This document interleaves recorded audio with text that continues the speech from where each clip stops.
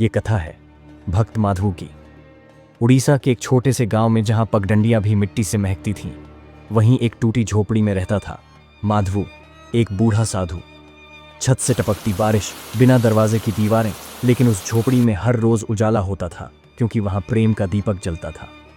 हर सुबह वो जंगल की ओर निकल पड़ता, सूखी लकड़ियां काटता, रस्सियां बुनता और उस मेहनत से जो थोड़े पैसे मिलते वो बस एक दीपक का तेल खरीदता। वही दीपक जो हर शाम भगवान जगन्नाथ के चरणों में समर्पित होता।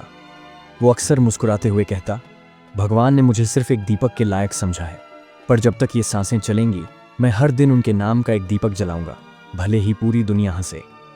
गांव के लोग उसकी भक्ति पर हंसते थे, बच्चे उसका मजाक उड़ाते थे, पर माधवू के चेहरे पर हमेशा वही सुकून था, जैसे उसने भगवान को पा लिया हो। वो कभी जगन्नाथ मंदिर के अंदर नहीं गया। कहता था, मैं पवित्र नहीं, पर मेरा प्रेम सच्चा है। हर सुबह अपने घर के मंदिर के बाहर बैठ जाता, छोटा सा दीपक जलाता और गाता, नयन नहीं देखे नाथ, पर आपसे प्रेम हो गया। वो गीत और वो दीपक शायद इतने सच्चे थे कि भगवान जगन्नाथ के नेत्रों से भी आंसू बह निकले। गांव में कुछ दिन बाद रथ यात्रा की तैयारियां धूमधाम से शुरू हुईं। हर घर, हर गली में सजावट का नया रंग भर गया था। लोग अपने अपने घरों को सुंदर फूलों, रंग बिरंगी रोशनियों से सजाने लगे और महंगे वस्त्र सिलवाने की चर्चा हर गली पर हो रही थी।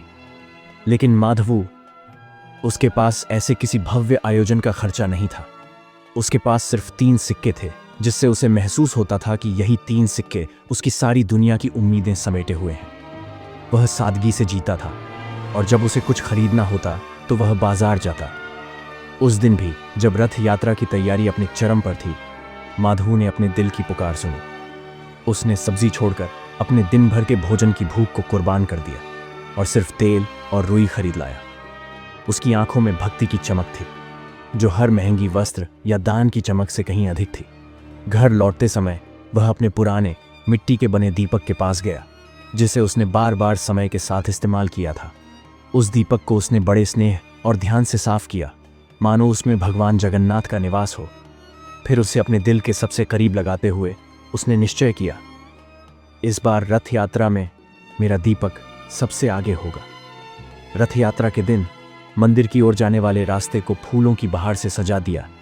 हर मोड़, हर गली में रंग बिरंगे पुष्पों की खुशबू फैल रही थी। लाखों लोगों की भीड़ उमंग से झूम रही थी और उत्सव का माहौल चारों ओर गूंज रहा था।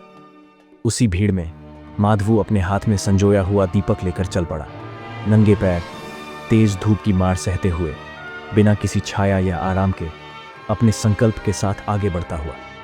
जैसे ही वह रास्ते पर बढ़ता गया, अचानक बादलों ने अपनी चादर ओढ़ ली और हल्की हल्की बूंदें गिरने लगीं। जल्द ही बारिश तेज हो गई और रास्ता कीचड़ से भर गया। ठोकरें खा खा कर वह लड़ता चला गया और भीड़ के जोरदार धक्कों ने उसके कदमों को डगमगा दिया। उसी भीड़ में एक पल ऐसा आया जब उसका प्यारा दीपक उसके हाथ से फिसल गया, लेकिन माधवू ने बिना किसी झिझक के तुरंत अपने बदन का सहारा लेते हुए उस दीपक को कसकर अपने करीब चिपका लिया। उसकी आंखों में दृढ़ संकल्प की चमक थी और उसने गहरी आस्था के साथ कहा, मैं चाहे गिर जाऊं प्रभु, पर आपका दीपक कभी भी बुझने नहीं दूंगा। जब माधवू मंदिर पहुंचा तो वहां के पहरेदारों ने कड़वी आवाज में कहा, बाबा, आप अंदर नहीं जा सकते, आपके पास उचित साधन नहीं है। उस पर वह पल पल भर के लिए थम गया। उसकी आंखों में थकान और निराशा के आंसू छलक पड़े। माधवू वहीं जमीन पर बैठ गया, न सिर्फ शारीरिक थकान से बल्कि दिल में उठती उस अनदेखी पीड़ा से।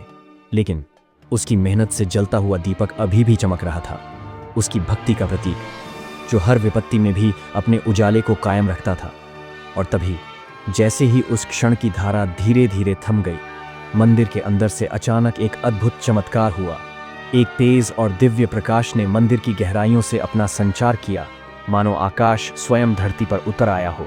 उसी समय भगवान जगन्नाथ के नेत्रों से आंसू टपकने लगे, जैसे वे भी माधवू की सच्ची भक्ति से भावुक हो उठे हों।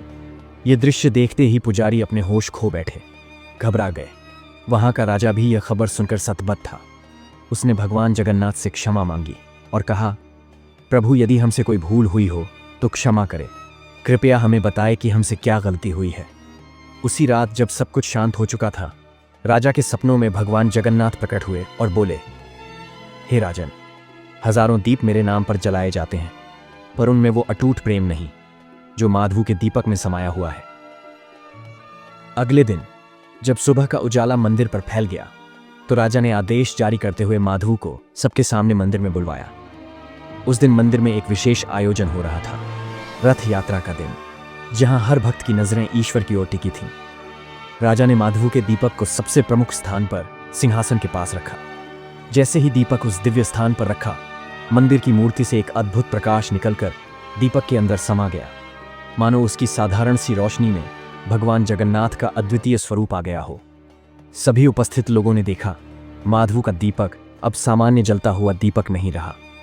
उसकी चमक में एक दिव्यता थी जो हर अन्य दीपक से अलग प्रतीत हो रही थी। वह दीपक अब शारीरिक रूप से बुझ चुका था, पर उसमें एक अलौकिक ऊर्जा का संचार हो चुका था। माधवू ने अपने दोनों हाथ जोड़कर एक अंतिम प्रार्थना के स्वर में कहा, अब मुझे जीवन में कुछ भी नहीं चाहिए प्रभु, अब तो मेरा केवल एक ही उद्देश्य है, आपसे मिलना। वो मुस्कुराते हुए वहीं प्रभु के चरणों में गिर पड़ा और वहीं उसकी अंतिम सांस चली और वो प्रभु में लीन हो गया। भक्ति बड़ी होती है या भक्त, ध्यान बड़ा होता है या दिखावा। प्रेम जब गहरा हो तो प्रभु खुद उठकर सामने आ जाते हैं।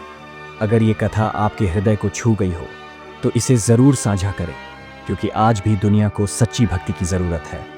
जय श्री जगन्नाथ।